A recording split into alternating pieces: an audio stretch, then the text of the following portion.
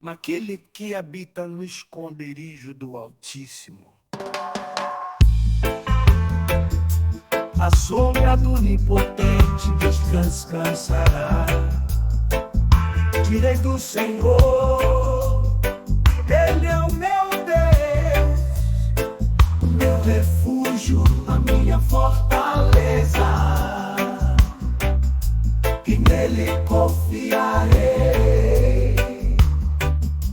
porque Ele te livrará do laço do passarinheiro e da peste perniciosa.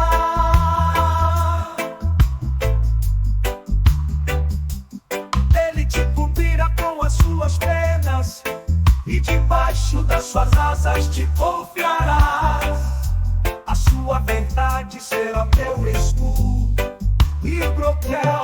Não terás medo do terror de noite, nem da seta